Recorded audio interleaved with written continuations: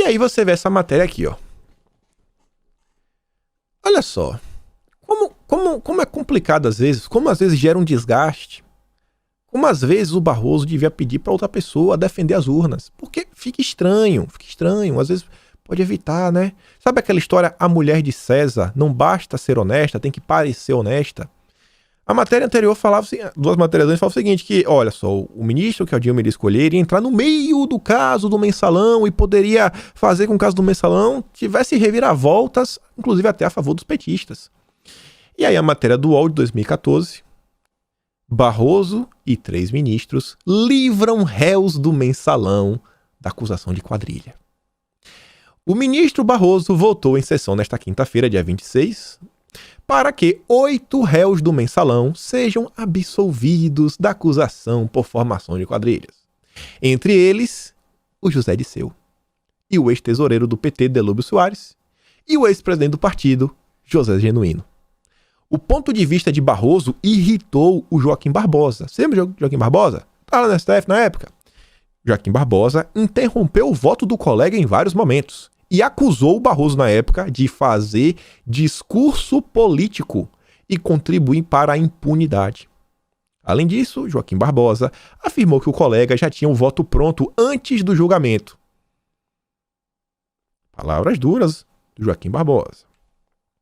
E aí eu quero mostrar para vocês, no julgamento da AP 470, o que o Barroso falou à época sobre o José de Genuíno. Você lembra que a gente comentou do Genuíno há uns 4 dias atrás? Ele fez uma matéria falando que caso o PT volte ao poder, eles vão mudar a estrutura das instituições, o PT vai refazer a Constituição, vai acabar, né, com o monopólio da mídia. Na verdade é o seguinte, o PT vai começar a controlar a mídia.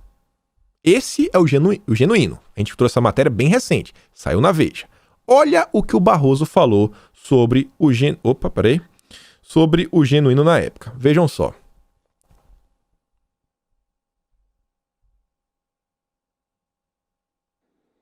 Cumpro o meu dever como me cabe cumpri-lo. Mas, pessoalmente, lamento condenar um homem que participou da resistência à ditadura no Brasil em um tempo em que isso exigia abnegação e envolvia muitos riscos. Lamento condenar alguém que participou da reconstrução democrática do país. Lamento, sobretudo, condenar um homem que, segundo todas as fontes confiáveis, leva uma vida modesta e jamais lucrou financeiramente com a política. Lamenta, né?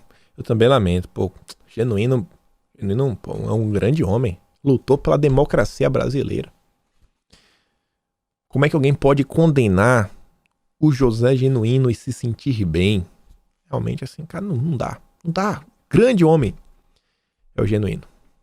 Voto do Barroso na época. E aí, esse voto do Barroso, na época, gerou muita repercussão. Essa matéria aqui na época, da Cristina Tardáguila, hoje ela é, né, até dona de uma empresa de fact-checking. No STF, Barroso defende passado de Genuíno. Aí ele traz esse trecho que eu dei play aqui, vocês ouviram, e ainda fala o seguinte, ó, em sua fala, Barroso atacou mais uma vez o sistema político brasileiro, ao qual classificou como indutor da criminalidade. Parece que o Barroso, né, era um grande antidemocrático, vivia atacando as instituições. Agora não, agora ele é o defensor. De um lado, há parlamentares eleitos em campanhas com custos estratosféricos que transformaram o parlamento num balcão de negócios. Não é de se estranhar quem foram condenados nesse processo por corrupção passiva lideranças de vários partidos, enquanto que, por outro lado, foram condenados por corrupção ativa líderes do governo querendo implementar sua agenda política. Oh, meu Deus, coitado, né? O líder do governo. Porque tinham que pagar para avançar com a agenda de esquerda. Eles foram forçados, gente. Gente, os líderes do governo foram forçados a pagar para conseguir avançar com a ideologia de esquerda. Pobres coitados. Eu lamento muito esses eventos no Brasil. Realmente, o sistema político brasileiro tem que sofrer uma reformulação. Se não alterarem, olha só, o sistema eleitoral e partidário, essa lógica de compra e venda irá continuar como água torrencial que escorre. A corrupção encontrará caminhos nos desvios. O tempo todo pregando mudança no sistema eleitoral, sistema partidário. Não é de hoje. Não é de hoje. Vocês entendem quando eu falo para vocês que o ministro mais complicado do STF é o Barroso? Enquanto os outros estão lá no papel, não, eu sou um juiz, estou quieto, quero resolver minha vida, quero dar o meu espetáculo, qualquer coisa. O Barroso, ele tem, assim, uma atuação política. O Barroso, ele tem um plano de sociedade, ele sabe qual é a sociedade ideal, ele sabe qual é a sociedade perfeita. Quando a gente fala em utopia, a gente normalmente fala o quê? De comunismo, né? Sociedade utópica. O Barroso, ele tem as utopias dele. Na época ainda, durante esse julgamento, algumas pessoas se pronunciaram e veja só, lamento condenar homem que jamais lucrou com a política, diz Barroso sobre Genuíno. Aí fala no Mensalão, em um dos parágrafos dessa matéria, que saiu na época no UOL, fala o seguinte, ó.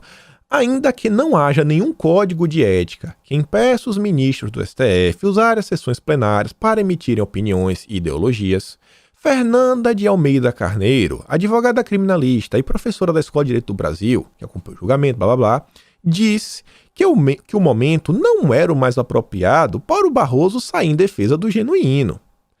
Abre aspas. Como a própria Carmen Lúcia relatou, não estamos aqui para julgar a história de vida do deputado, mas sim o envolvimento dele no caso.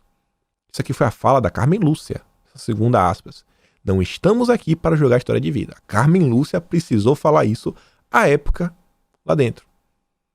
Sabe aquela história? A mulher de César não precisa ser só honesta, tem que parecer honesta.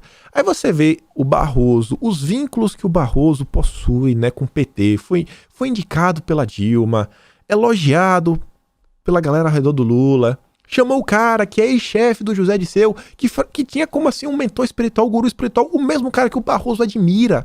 Ou pelo menos admirava, né? Hoje em dia que você sabe que é o João de Deus, talvez possa ter mudado de ideia. Aí você, cara, fica feio. Não tem necessidade. São coisas que poderiam ser contornadas. Nada. O Barroso quer continuar nessa campanha dele? Continua. Porque já tá estranho, né? Agora, tem que chamar o Nizam. Tem necessidade disso. Na época que o Reinaldo Azevedo tinha um pouco mais de discernimento das coisas, falava o seguinte, ó, as decisões do Supremo, 2 pontos.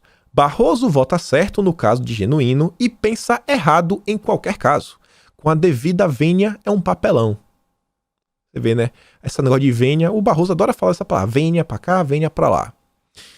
O ministro Roberto Barroso, o novo relator do Mensalão, voltou ao papelão já protagonizado antes. Embora tenha votado contra a pretensão de Genuíno, ficou a um passo de lhe pedir desculpas, destacando que a sua condenação não destrói a sua condição de, acreditem, abre aspas, símbolo de valores igualitários e republicanos. Ulalá!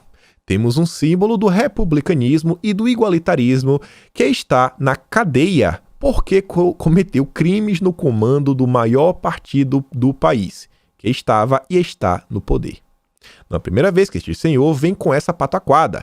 Parece que o Brasil deveria pedir desculpa a Genuíno por tais leis, né? Muito brandas, diga-se passagem. E aí o Azevedo, ele continua falando sobre outra fala do Barroso, que vocês veem uma coisa que a gente fala de forma recorrente. A questão do ativismo judicial. Não tem jeito. Vai ver meu signo não bate com o de Barroso. Está claro que ele adoraria ser ministro do Supremo lá na Suécia. Diz o valente, o Barroso, né? A interpretação do direito não pode ignorar a realidade, como se estivéssemos na Suécia, que, para nos matar de inveja, vem de fechar alguns presídios por falta de população carcerária. O Estado, juízes e tribunais devem prestigiar entendimentos razoáveis que não sobrecarreguem ainda mais o sistema e nem imponham aos apenados situações mais gravosas. Olha só, os juízes e tribunais, eles não devem dar o entendimento da lei. Tem que dar um entendimento razoável. Olha só, vamos interpretar o texto. Ativismo judicial. É uma fala perigosa. O Reinaldo Azevedo na época reconhecia.